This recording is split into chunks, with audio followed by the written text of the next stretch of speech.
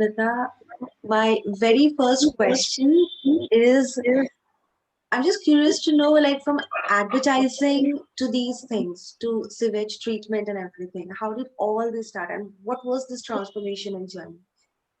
I asked myself the same question. I have no clue how it's happened. It's just happened with time and very naturally, I think, in some way or the other.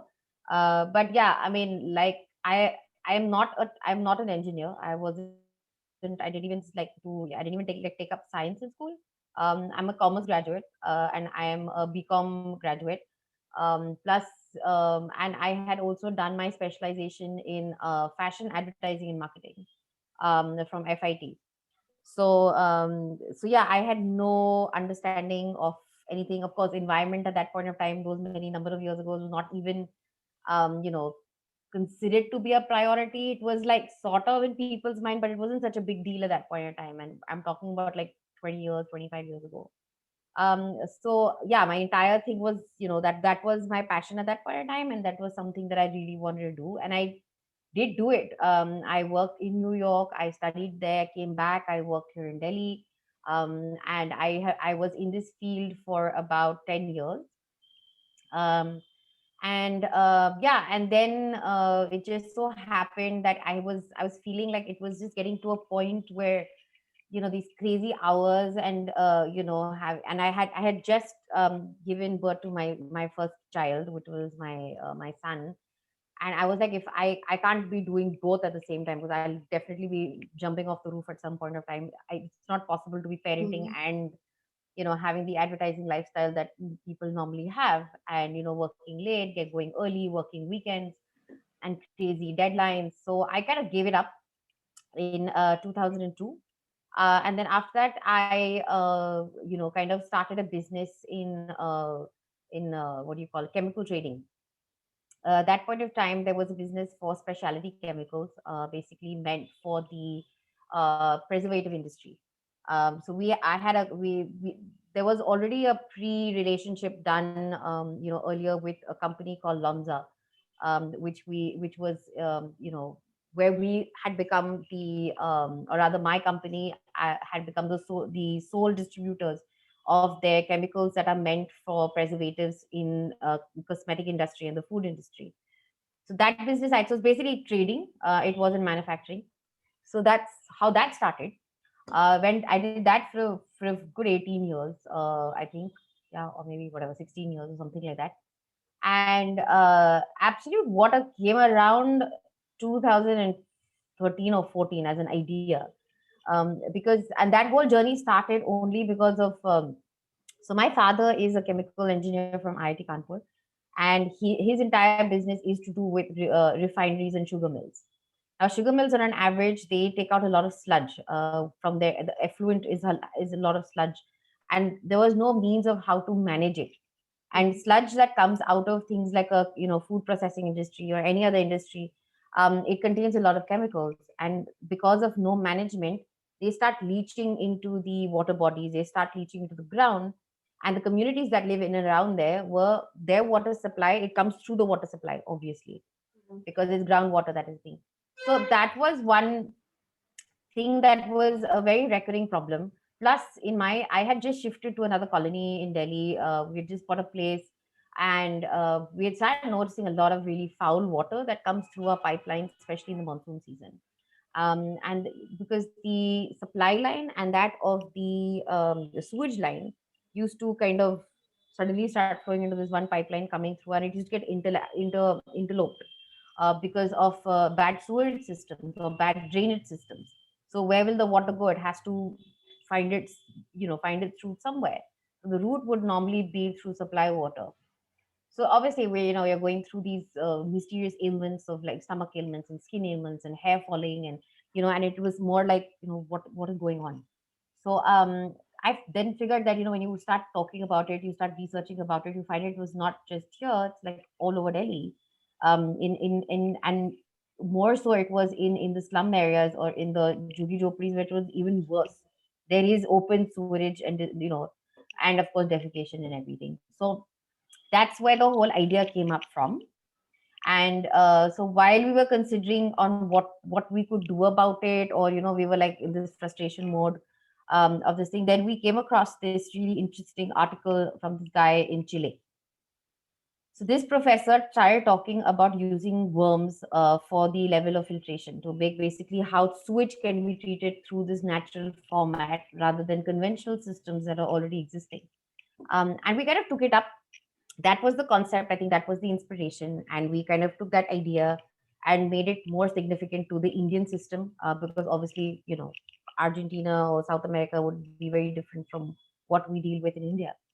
So that's where it all started. We took about a year and a half to research and kind of come up with a whole plan, because there were several things that we wanted to make sure that we're able to do. Obviously, one being sludge management, where in this system there is no sludge generated. Secondly, we want it to be green. And why green is mostly because the conventional STPs do have chlorine dosing, right? So, I mean, the whole idea basically, so this entire journey from advertising to, starting Absolute Water has all been extremely, it comes from different parts. Like, you sometimes, even if I was sitting in the US, it was more about, oh, why people wasting water, or why is there so much food on your plate, or America is all about excessiveness. When you come to India, it's more like, okay, it's enough, just about enough for one person to eat. So it's thoughts and processes, but obviously environment in my head was never on my mind at that point of time, because it was never that in your face. Climate change was not in your face 25 years ago compared to what it is now in the last 8 years or 10 years.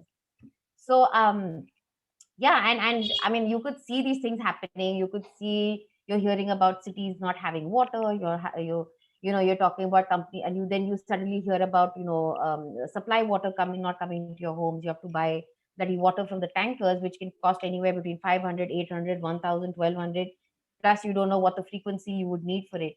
It's a big thing on the pocket. So all these factors and practical reasoning to how we can convert sewage is one thing that is superbly readily available. Okay, it is one resource that is never going to finish, right? Like I keep saying, till humans are there, it's gonna happen. Till industry is there, it's gonna happen. It's never gonna die. And what the beauty of sewage is, like, I mean, nobody talks about it that way, but that's how we've learned it. It's 90% liquid. There's so much liquid in that can be extracted and used, compared to rainwater harvesting or anything like that. That's pure liquid coming, but that is also very seasonal based. You're not getting rain all day. So you have to, in those 2 months of rain is what you need to keep enough for the next 8 months. There could be a pandemic, there could be an earthquake, there could be any number of natural things that could happen that could affect that water system. So what do you do to make sure that, irrespective of a disaster, irrespective of a natural disaster, or a medical disaster, or whatever, we've all been through that, what is the one thing that is the resource that can be used all the time? And that was sewage, and that's how this whole situation and how this whole concept came up, and how Absolute Water was derived from this concept, basically. So yeah, it's been an Yeah, extremely interesting journey. right, true. So what I think is, in India we have a lot of stigmas, right? So when people say, if we even leave aside the young generation who is much more aware about things, what do you think? Like, extracting water from sewage, will the common people, especially in the rural areas or in places where water is not available, if they come to know about this, will they use it? Very good question. So when someone asks you what your challenges were, this was the biggest. We're still dealing with it. Now the beauty of it is that if you tell them, rural especially, we've just finished one project in Jharkhand, which, interestingly enough, that you just mentioned this, we've set up drinking water plants in 3 districts. So the thing is, like, when you tell them that the water that wherever they're currently getting it from, right? You show them the water. When you look at water, you can't figure out what all is in it, right? Because it looks, acha lag raha hai, saaf lag raha hai, or whatever. But there's a crap load of rubbish in there, right? Right. It's bunged with chemicals. It is bunged with bacteria and pathogens that you cannot see with the physical eye. So we actually, the whole idea is education. It's nothing more. It is to put it in your face. It's like how even the Swachh Bharat mission, or the toilet, that open defecation, to remove that, How did that come along? That also took a lot of convincing to let people know that, why do we need toilets in our home jab hamare paas khulle mein jagah hai, same story. So the thing is, here it is more about the fact that, what is going into your body. You can see the physical difference in your body. So in Jharkhand, where we went, there were people whose bones were disintegrating because there was so much fluoride in their water. Mm. Fluoride is something that can eat into your bones. So most of them could not stand, or they're walking teda. Children included, even if they're the older people, younger people, it didn't matter the generation across. So that we say, okay, fine. You. The reason being that is because the water looks like this. It is not this. It is what this is what the water is all about. It's got, it's got ammonia. It's got fluoride. It's got traces of arsenic in it, and that's what you're consuming every day, and you don't realize it. But the water that we're giving you, which may be from a so-called bad place, this actually water after we treat it obviously is what you're getting, really good water, which is really good for your body. It is got minerals in it, it's got natural vitamins in it, and it is water that you would drink if you were to go up a hill and drink pure water coming out of a stream, right? And we drink it in front of them because obviously it is ki aap log peete hain. That's the first question they ask. We say, yeah, we do, Mm. and we pick up the glass and drink it. So that's the whole point. It's just a matter of education. And they do come around. It takes a lot of convincing, but they do come around at some point of time, because it's like you're already drinking rubbish water. You're already drinking a fit water which is actually unfit for drinking or cooking or washing your body. And you've seen the effect of that. Like, what could go worse than that, right? We are bettering it up by almost 85%. So that's the whole thing. But yeah, there is a lot of cultural stigma. There is a lot of conditioning in terms, why only rural? We're talking urban, we're talking cities. Also the Mm. same thing, like the reason I have made that statement in some interviews is that the even the mug that they use in the bathroom, they will never use that in the kitchen, or they'll never use it for Right. washing the plants, or they will not use it because, oh, that is considered to be dirty, or it's considered to be Mm. unholy, or whatever. But like I said, the pipeline is the same, the water supply is the same. It doesn't matter whether it's from the kitchen or whether it is going to your bathrooms. It's exactly the same thing. It's not कि कहीं और भगवान जी ऊपर से पानी दे रहे हैं आपको खाना पकाने के लिए type. So it is more like, it's funny sometimes, and it's frustrating sometimes, but we know that's the challenge that we're facing. But we turned it around. We turned it around in such a way by saying, okay, fine, you don't drink it. Okay, we're not concerned about it. Yes, we were initially pushing it because that's what the technology does, and it has that potential. But fine, if you don't want to drink it, but there is 70 to 85% of the usage can be substituted, which you do Right. not need to consume. Right. Why don't you use the water for that? At least, save 80%, 85% of the groundwater, save 85% of your costs that you spend on your water supply, right? On your water bills. Mm. Save 85% of the water tankers that are coming to your house. There are so many ways that you can save this just by substituting a 70 to 85% of your water consumption in whichever format, which are several, from car washing to toilet flushing to horticulture to agriculture to what do you call it, to jhadu pocha maintenance, whatever, your plants, whatever it may be, right? Even including your laundry, you can use that Mm. water for that as well. So then whatever comes into your house is 15 or 20% of what you are naturally consuming in terms of drinking water or in terms of bathing. That's it. Cooking to an extent also. So, like water, getting the right quality of water for drinking, that's a major challenge today in India, and it's gonna like increase a lot. Yeah. But what I understand from your side is that the technology that you're using, it can solve this problem, right? Yes. The major challenge is education. There's a lack of awareness. So, what do you think? Like in a country like us, how long will it take to make people understand that this water they can really use it, they can drink it, and that solves their major issues and problems? See, this is like very difficult to answer because there are two ways to do this. It's like Singapore actually does, their 35-40% of the water is coming from recycling. It is coming through their taps. There is a lot of water that you're drinking which is already recycled. California, same story. And there are some parts in Australia that are doing it. There are some parts in the UK that are doing it. Amsterdam's doing it. So the point is that I don't think they really tell anybody that where this water is coming from. It's a very weird way to go about it. and you're drinking it and you don't care where it's coming from. So there is Right. one way of saying that, okay, let's not tell anyone, just do it.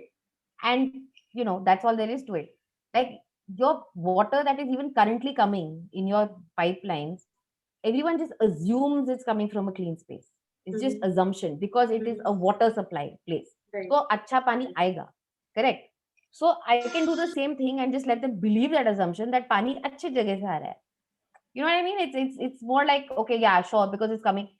If I'm treating the water and I'm giving it to your water supply line, I don't think anybody cares where it's coming from as long as it's clean and it's coming in there. And I Yeah. truly believe that. I think it's a very weird way to go about it, or I don't know, but that is practicality. That is the reality Right. of the If it situation. doesn't taste bad, yeah. If it doesn't taste bad, nobody cares. More Right. importantly, the supply that you're currently getting also is predominantly from most ROs that are coming through your home. Where is the RO getting the supply from? It is getting from the same supply that is coming into your bathrooms, correct? Mm-hmm. So the thing is, like, with your ROs, imagine your ROs are rejecting a glass and a half of water to drink just one glass of water. What are Mm-hmm. you doing about that water? I'm recycling that water for you as well, right? So I mean, it hits so many. I'm giving you natural water. I am giving water that tastes good. I'm giving you water that tastes healthy, and I'm giving you water that is not going to give you any ailments. It is not going to make your hair fall. On all practical levels which you currently may be facing. It's not hard water. It's chemical free water, most importantly. So I truly feel, if the government allows us to do that, or if even if individual people allows to do it and they don't understand where it's coming from, as long as they're drinking it and it's all good, nobody needs to be aware of it, to be Right. honest, because no one is ever going to agree to it. It is just conditioning. That's all I can say. Right. Right. So, or so, or the other yeah, way of saying yeah. it is that maybe the government says, okay, if you install this plant, we're going to give you so much off on your water bill, or we're going to give you subsidies, or we're going to give you a pension for doing something good. It has to be some sort of a reward of some sort, that if it is placed through that system or through that, what should I say, format of consumption, that I think also will be very acceptable. Okay. So, my next question is related to this. So, do you think the government and civic bodies, so let's keep aside even the civic bodies, the government is doing enough to meet the increasing demand of water? um See, they've come up with the Jal Jeevan mission. They've come up with Yeah, Jal Shakti. We Amrit ourselves, as a cities, yeah. company and as a business, are entwined with all these various schemes. Hmm. But I think they have gone. They're trying to achieve a lot very quickly. Number one, and Hmm. because of which the entire system is not working as well, because they want to do it quickly. The new technologies like us, right? Anybody in our field, or anybody, any new technology of any kind of waste management, it is a little difficult to get through to them, because for them it's like, okay, fine, we need to finish whatever number lakhs of STP plants or lakhs of drinking water, this thing, or whatever crores of it into it, and we have to do it in 1 year. So they Hmm. will then stick to conventional systems which are already out there, कि ये already हो चुका है, हो रहा है, whatever. But nowhere are they trying to see that newer technologies that are coming up are actually far better than what is already out there, and it is actually giving something back to the environment. It's a two pronged benefit, right? So Hmm. that is where I think a lot of these where the government really needs to start adopting, or looking, or opening their eyes and seeing that there's so much more out there that can be adopted in the same amount of time. It is not going to take it any longer or any shorter than what conventional STPs are going to do for you. That's one part. Number two is that is the idea of something being mandatory, right? Currently, there are only few states in the country that have made STPs mandatory for residential buildings or industry, right? It's not a nationwide mandatory thing. So I Right. always feel like during COVID time, you did a mandatory lockdown of the whole country and everybody abided by it. They were scared to get out, not just because of the disease thing, but also because police and everybody were put on play, that they see anybody loitering around for no reason. You are, so something really hardcore, or a rule has to be put into place, that water conservation in your home, save anything from water, like rainwater harvesting, or recycling of water, just not for homes, but also I think more so for the corporate, for the offices, for industry, make it like mandatory to the fact that if you don't do it, we're going to shut you down. Right now there is, everything from corruption to not really knowing what is the rule and what is not, is still very, very out there. Yeah. It's not, nothing is streamlined. So Mhm. I feel, those kind of things, if they ever had to do, the government can do a really good job of it, because they already have that sense of control, Mhm. and they can really put these systems into place. And I think that the idea of covering the entire nation, at the same pace, would be far easier to do. Right. So,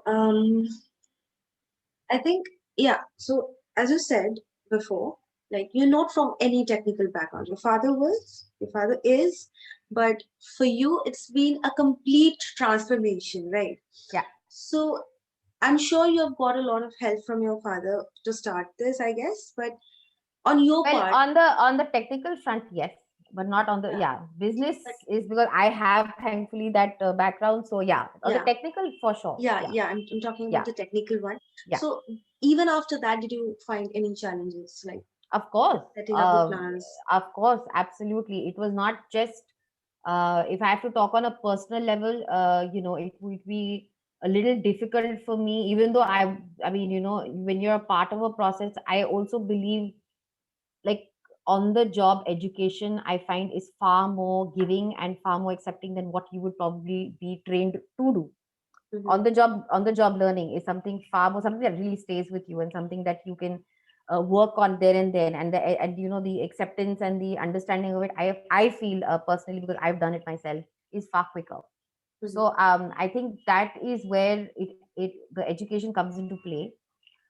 More importantly is, yes, absolutely, the challenge was when I would go for meetings, like they would start asking superbly technical questions, and I'm like, I have to get back to you on that one. So, but then I took it upon myself as a challenge to say, okay, you may not be from there, but it cannot be that hard to really understand something that we're doing within certain parameters, right? The Right. whole technology is within a certain square. There's nothing outside of it. So let's just get into that square, really dig your heels into it, ask the questions, ask stupid questions, ask silly questions, as long as you get your answers in the format that you understand, right? Plus, the other beauty of this entire thing is that because this is a product or a technology that is meant for masses, and we have created the system in such a way that the entire operation also has to be done very simply.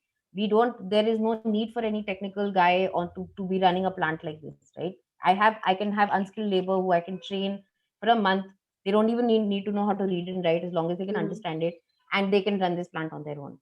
So coming from the fact that we were trying to do this for the masses, and we still do it for masses, where they understand it. I think my perspective of coming from a non-technical background, being a part of that mass, trying to bring in some, common sense issues, or trying to bring in some parts of practicality, also helps, right? So if I'm like, so I normally am it's like playing devil's advocate, like, okay, you're trying to be very technical about trying to be within a parameter, but then if I have to look at a common layman's way of figuring this entire thing out, especially if I want to set it up in homes, I'm not going to set it up only in engineers homes, I'm going to set it up in every home, right? In every institution, in every office or everything. So a lot of them don't come from technical backgrounds, so how do Right. we talk to them, how do we explain it to them? So a lot of these things comes into play at that point of time. And yes, I have totally learned this on the job. Since I've been doing it for 4.5 years now, I can actually take on full meetings where I am actually technically speaking and answering every question. So that, for sure, it is not trying to pat myself on the back, but I am super proud of it, that I've come from something, from a completely different background, and today I can actually very confidently sit in front without my technical team with me. Also, if I have to take it, I take it on. So Great. it's been extremely rewarding, and every time I do that, it makes it even more passionate. I am more passionate about my business, to the extent that,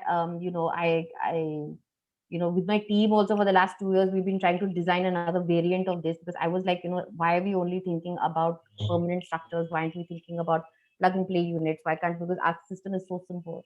So and we can skid mount this, take this into rural areas, make it into a mobile unit. And we would be the first in the country to ever do something like that, and we are doing it. We have already started working on it. So things like that, right? Because once you understand the system, there are so many other things you can do. The universe suddenly opens up. So in that case, as you said, that journey and how what the challenges were, these were the challenges. But yes, I've been able to crack it. It takes time, but I've cracked it at every level to bring it to a point where I can move this business far forward than what I had imagined it to be 4.5 years ago. So yeah, Okay, so I specifically have some questions that I'm really curious about. I'll keep that for the last sure, part. sure. Yeah. So I just like to know, like, what is Absolute Water going to do in the next 5 years? What your vision is? What our plans are? We have very interesting concept. Like I was talking to you about this variant that we're doing, which we're working on. Our designs are ready for it. It's exactly the same technology. So what we're doing is we're gonna skid mount this and put this on a truck and make this into a mobile unit. So, like you've heard about water ATMs or you've heard about mobile water Yeah. ATMs from place to place. So, the concept being similar in terms of the fact, but how we are one up or two up on this is that in a water ATM or a mobile, the ATM, the tank actually has to go to a filling unit, gets filled up, then it roams around the city, people buy whatever, and then it has to come back again. Here I'm trying to make a completely self-reliant independent system where I don't have to go anywhere to fill up the water because my technology can clean any water from gray to brackish to whatever. So I just have to plug into a sewage line, which is available there, which is available everywhere, or I plug into a pond which is unfit for drinking, or I plug into a drain, and I give you treated water right there and then. Because the time from the water that is from the inlet going into the outlet for treated water literally takes only 12 minutes, right? So it is instant, it is fast, and people can get access to clean, safe drinking water for whatever use they want to. So that is one thing that we're doing, and plus it is solar powered, so it can Mhm. travel anywhere. If there is a situation where there has been a certain disaster or from floods to, like Kerala had floods, everything, all their natural water bodies, like, and there are a lot of wells in Kerala. So where people use it for everyday use, they all get contaminated. So what do they do? So we can actually plug into those wells, use that contaminated water, treat it, and give them clean, safe drinking water, which they can either re-put into their wells or reuse it into their homes. And we can go and we can cover a far wider area to do this, because it is mounted on a truck, right? So it becomes mobile, and what we're trying to do is a plug and play unit. The other part is for construction. Construction is my big target for this year, because construction building involves huge amounts of water. Construction and agriculture, two of the industries that really do consume a lot of water. So my idea is that whenever, say a builder, whenever gets the area to or the plot of land, will always have a sewage line running through it. Mhm. They have to have it by Mhm. mandatory this thing. So I plug into that. I give them the skid mounted contraption, our variant of the technology. We treat it up to construction parameters. Now construction, so up to construction water parameters, or whatever they need it for Mhm. construction, and they use that water instead of the current way of buying water, which goes into lakhs and crores of rupees, or extraction of groundwater. So I'm going to be abating both these situations where groundwater extraction is zero, and you don't have to depend on buying water tankers from water, right? Which again is a lot of money, a lot. Now that particular cost of what you spend on buying that water also affects the building cost. Now, if the building cost is affected, the apartment cost gets affected. The apartment cost gets affected, it affects a consumer like you who's trying to buy that apartment. If I am able to abate one fourth of that cost, the direct effect of that is that the apartment cost also comes down by one fourth. So it's a win-win for everybody. Plus the labor that is on ground, they set up portable toilets for them, right? So that Mhm. portable toilets also, that water can be reused into the same plant, into a same skid mounted plant, and also can be reused for toilet flushing. Again, they don't have to buy water for that. Again, they don't have to extract groundwater for that. There is no paraphernalia needed. So that one unit can do both jobs for you, and you become a self-sustaining unit. You don't have to depend on anything. And even if, for example, you're not doing any construction at that point, you make a revenue system by renting that to another builder. So that's how the whole thing. So that is the 5 year plan. And yes, of course, we are trying to, currently we're trying our level best to get impaneled for the Jal Jeevan Shakti, for the Jal Shakti Ministry, with the Jal Shakti Ministry, to be a technology that is a green technology for sewage treatment. So once that comes through, then of course every possible state that comes out with tenders for under the Jal Shakti or the NMCG, we can bid for it. Anywhere from be it for rural, be it for localities, be it for residential, wherever it comes under that. So that is the next 5 year plan. We have already actually what should we started this last year actually. We started the design process. So we used the COVID lockdown time to sit and think as a team what we could do to make our business better. And COVID also for us was not an entire shutdown, because we came under essential services. So wherever we took up the O&M for our plants. It was running through and through. So that's the thing. And more importantly, this technology that we use, there's one part of the filtration process which is called ozonation. Now, ozonation is a natural disinfection instead of using chlorine. That also kills about 75% of the COVID virus, which is similar to that of the SARS virus. So we're also, that is an added value of having the system whenever you install it, basically. So we're not just dealing with revival and recycling of water. We are also dealing and kind of dealing with the bacteria, which has become a pandemic. So all in all, it's a fully functional, clean water system that you get. So I don't know if I missed it, or I just want to ask one thing. Why is again, I might have missed the point, Sure. but why is the water that you're recycling, the water from the sewage and everything, the cleaner one, is not used in agriculture? I mean, that solves both the problems, right, of water scarcity in agriculture and Yeah, things. absolutely. Yeah. Absolutely. So, They I mean, so we have 3 levels of filtration, depending on what the end user wants to use it for. So the first level of filtration, actually, that comes through the organic media and through the worms that eat up all the pathogens and the bacteria. That water is excellent for agriculture. It is excellent for gardening. It is excellent for any kind of farming. And it is excellent for groundwater rejuvenation, as well as also for reviving water bodies like rivers, or ponds and lakes and stuff like that. So yes, it is absolutely perfect for that. So agriculture is definitely, so on different panels of things that have been happening, we have talked about it. We have talked about, especially in areas, it takes care of so many problems. Of course, water being one, being having what if you got 24/7 water availability, what else more do you need? right. Second Soil of all, that quality. it is good for the plants because it is not chemically dosed. Hmm. Second of all, groundwater in different areas in the country have different problems. They come, some have arsenic in it, some have ammonia in it, some have got fluoride in it, some Right. have got, various other metals in it, depending on where. If it's close to a mining area, you've got those minerals going in, which are not good for your body. If there is drought areas, there are so many drought areas where farming does happen, but again, they have to walk miles for water to just get that. So that is one thing that can definitely be a big boon to agriculture. Number two is the farmer suicides, because they are taking loans. They also have to pay for water most of the times, or try to get mechanisms into place, which kind of gets the best use of the water that they are getting, the limited supply of water that they're getting. So there's so many advantages to it. So we are trying to push for agriculture as well, but it's a whole different monster, very honestly. Right. Construction is something, because it is a lot of it has private players in it, so it's a little easier to access them, if not Mhm. anything else.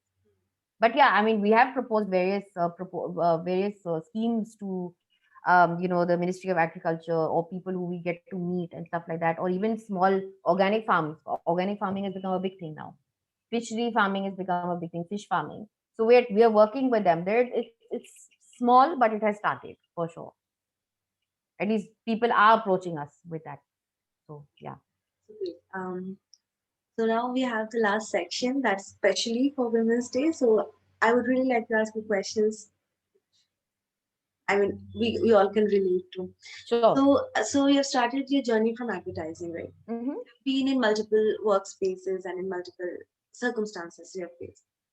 So, how prominent has the so-called gender politics in workspace been? How much you faced as a woman? Oh, tons. Even even in advertising, even though it's a gender east, so to speak, but yeah, it's a whole lot. It's a different. I advertising now I think has become a little better, but when I had started out, it was, women on an average were literally what should I say, employed or interviewed based on how they looked, right?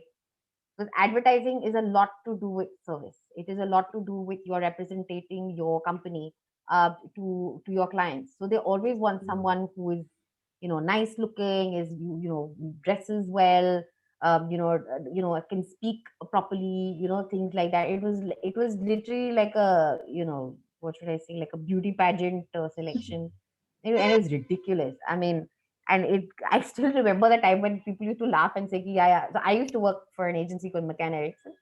And at that point of time, McCann, they were like, yeah, yeah, McCann has the best girls and they're so this. But no one talks about the woman's intelligence. No one talks Right. about the fact that she's handling accounts. No one talks about the fact that she's single-handedly dealing with every department in the agency. Nothing. It's talked about if little bit, but they would be like, ha, wo to, she's either it'll be two things: either she's sleeping with the client, or she's basically sleeping with somebody up in the managerial this thing, or that's why she's Right. she's improving, right? Right. Right. Women to women also, it's not just men to women. That's the bloody worst part, right? So there's no support there. So to a point it was really ridiculous, and it was like everybody was going through this. So then cut to coming to something so technical, right, where you don't even, first of all, you're a woman, you don't have the technical background, you're not even trained or educated for it. I had like everything not going for me, right? I had far more challenges. So because there were many a time when I would go to meetings and I would have my marketing team with me going, and they would think like I'm their assistant, because I'm not speaking in the technical terms that I could have in the beginning. So then my poor guys were like, no, no, you're talking to the director. She's the owner of the company. She's not, like it used to get like really super embarrassing. And it's ridiculous because they would just not talk to you. They would not look at you. They'll acknowledge and say namaste or whatever, but that's it. I mean, the eyes, the attention is all towards the male. Mhm. And it's whatever you call it, conditioning, you call it whatever. Like, how can a woman be the owner of a company like this that is, who has invented a technology, who has innovated a technology? Like, how could she do that, right? And the first question, आप कौन से engineering college से आए, आपको कहाँ आपकी पढ़ाई, like where have you studied or whatever. And I'm like, in the beginning I was being superbly honest. I said, no, I'm not from an engineering college. Right there, shuts down. They don't even like look at you. So now I started lying. I had to. So I'm, because I now talk so in such a technical this thing. I'm like, yeah, yeah, I'm from Delhi Engineering College and I've done this. And but then after I'm like, no, sir, I was joking. I'm not even, अरे आप तो बिल्कुल engineer की तरह बात करते हैं, like I'm like, yeah, because this is my business. I need to know about it. And I am not a ceremonial figure. I'm not a figure of my company. I actually run the company and I actually know what I'm doing. So, and to encourage that entire thing in my company, I have made sure I have hired women who are engineers, who are proposal engineers. It's not the traditional roles of secretary, HR. It's all engineers. I have all women engineers here. I would very proudly today say that I have a 40-60 gender thing. I'm trying to make it 50-50. Whenever vacancies do arise, that my first initiative is to look for a woman whenever a vacancy arises. That's the kind of person I want to look for. But yes, there are some times where I do feel like on-site work, because you're dealing with a lot of labor. You're dealing Mhm. with a lot of, in a difficult situation sometimes, where you have to kind of, one off go maybe live in some small little cubbyhole somewhere because, work is going on. Like, what do you do? Sometimes you have to be alone on a site. In those cases, yes, I would, for purely protection's sake. It's not because I don't think they can't do it, but it's purely for protection's sake. I'd be like, okay, I'd rather have a guy there. He can handle it. Right. So that's the basic funda from where I come from. And I have done it all. I have worked late hours. I have gone into areas and places where people would not even think such things existed. um, you know done 3 days of traveling, 8 days of traveling, whatever I need to do. And I feel, in my case, I feel if I can do it, even having two children in play, I feel anybody else can do it as well. So if anybody comes to me with an excuse and say, अच्छा आज तो मुझे headache हो रहा है, आज मुझे ये problem हो रही है, mother-in-law problem, I like, dude, this is not, I am not hiring you for all this. Okay, I, for the simple fact, please leave your things at home, come here, do your work, and please go back. Because I always feel that at the age that I am at right now, and the what should I say, the place where I have arrived right now cannot be done without hard work. It cannot be done without dedication, and that's what I expect from, be it male or female or whoever I've hired. I want that passion from you. I want that dedication from you, because without that, I don't think we can ever succeed as a team. And this is team focused. This entire business is team focused. So yeah, for me, and I find women are far better multitaskers than men are. Totally. I mean, and hands down. So in terms of, in if I have to give a message to women today, it would be like, just do your thing. Don't justify anything to the world. You're good at it. Just be good at it, and don't bother about anything else. We know as women on how to figure things out and how to think on our feet. And please always do what is important to you. Not, of course, we all think of our families, we think of our parents, we think of our responsibilities and our duties and everything. But at the end of the day, we are also a human being, and we have the same rights, we have the same education systems, everything that we have been lucky enough to have, or even if some are unlucky to have but have the passion, then please delve into it. Because when you're 60 and you're sitting back, you'll be like, what have I achieved? Like, children going to school, fantastic. That 85,000 million women do it in the world. What's so different about you, right? So please, for me, it is cultivate your individuality, more importantly, and give your all. And just, I'm not saying be selfish, but all I'm going to say is, do think about yourselves once in a while. It's completely, absolutely legal. It is completely, absolutely your right. And, you should really be proud of yourself every day. That's it. That's all it is. I always think and say, and I follow that myself. So, yeah. Great. Thank you so much for inspiring me, and I'm sure whoever is going to watch this video later is going to be really inspired from what you said. Thank you. So, Thank you so much. You yeah. guys are doing phenomenal jobs as well every day.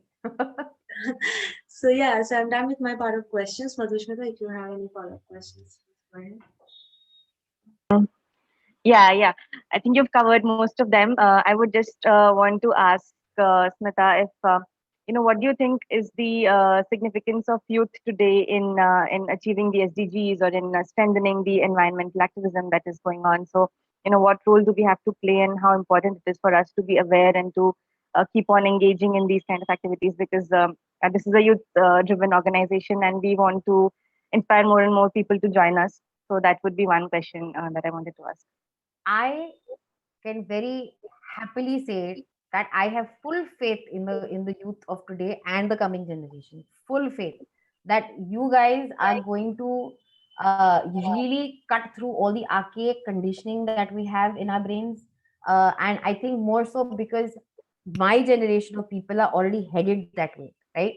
The people that we had to deal with in terms who have started this conditioning, I mean, for the lack of a better word, are not really going to be around.